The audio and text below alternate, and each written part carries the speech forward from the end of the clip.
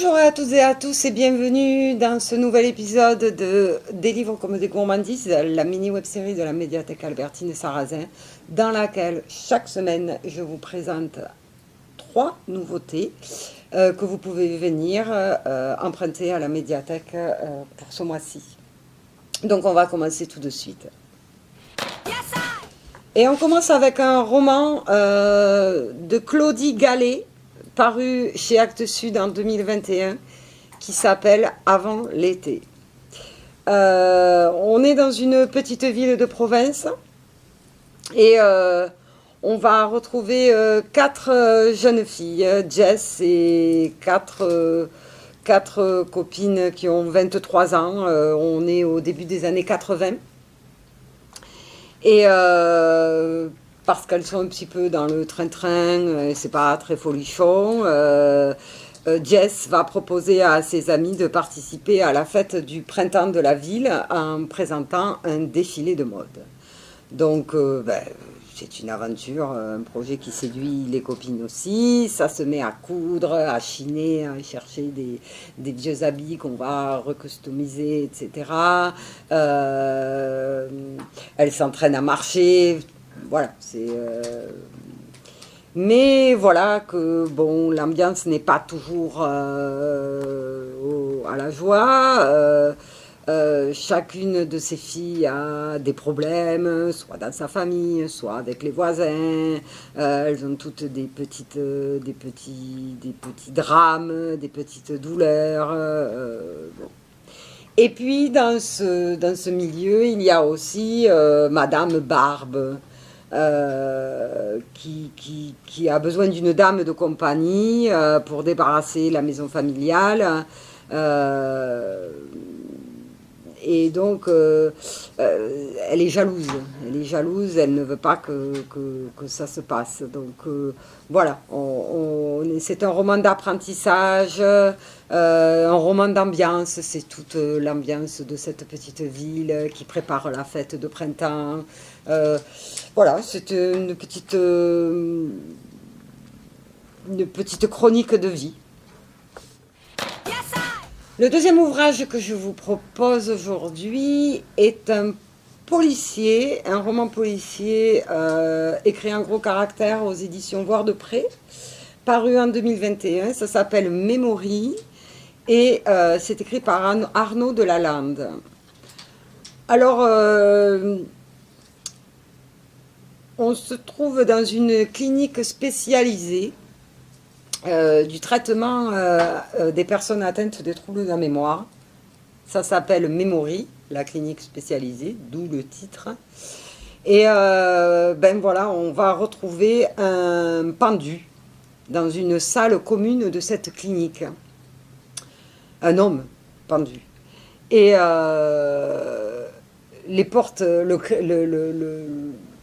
le crime a été commis alors que les portes étaient fermées. Donc,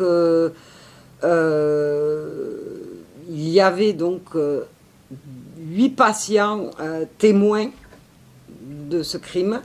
Mais comme les 8 patients sont amnésiques et donc n'ont pas la mémoire, n'ont plus de mémoire immédiate, les 8 témoins ont déjà tout oublié. Et donc, c'est assez compliqué pour dénouer mener cette enquête.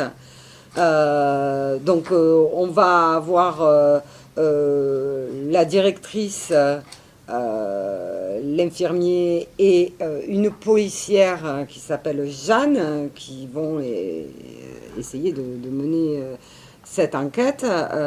Donc c'est un crime qui a été commis à huis clos. Voilà, on est sur les hauteurs d'Annecy, et donc la policière va devoir rester dans cette clinique plusieurs jours, voire semaines, le temps de mener cette enquête. Et donc voilà, c'est très intriguant, hein, puisque donc ça parle donc beaucoup des problèmes de mémoire. Le roman est assez habilement écrit de manière à ce que On vous donne des informations scientifiques sur la perte de mémoire au fur et à mesure quand elles sont nécessaires à la compréhension de l'histoire. Ce qui fait que vous n'êtes pas abreuvé de littérature médicale, mais voilà, on vous donne des informations scientifiques quand elles sont nécessaires. C'est un roman qui se lit très, très bien, très efficace, une écriture vive. Voilà, c'est un roman intéressant. Et puis le dernier ouvrage que je vous présente, c'est Les femmes artistes sont dangereuses.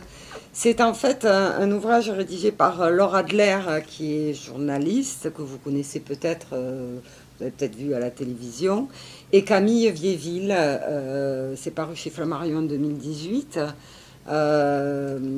Donc là, il va y avoir des portraits de femmes.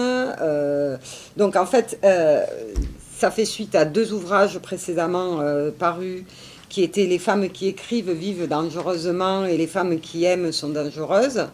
Donc là, ce sont les femmes artistes qui sont dangereuses. Alors, artistes pris au sens de l'art pictural, j'ai envie de dire, puisque, enfin, ou l'art plastique, puisque en fait, on a essentiellement affaire à des femmes peintres, sculptrices, plasticiennes.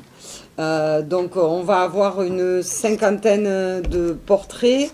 Ce sont des portraits très courts. En fait, il y a toujours 2 pages, une page avec des photos, une page avec du texte pour chaque femme, pour chaque artiste. On va, bon voilà, là vous voyez Frida Kahlo, il y a aussi Annette Messager, Yoko Ono, Niki de Saint-Phal, Berthe Morisot, voilà. Alors il y a des artistes plus ou moins connus, mais bon, ben, c'est l'occasion de découvrir peut-être ou de redécouvrir ces femmes au parcours singulier et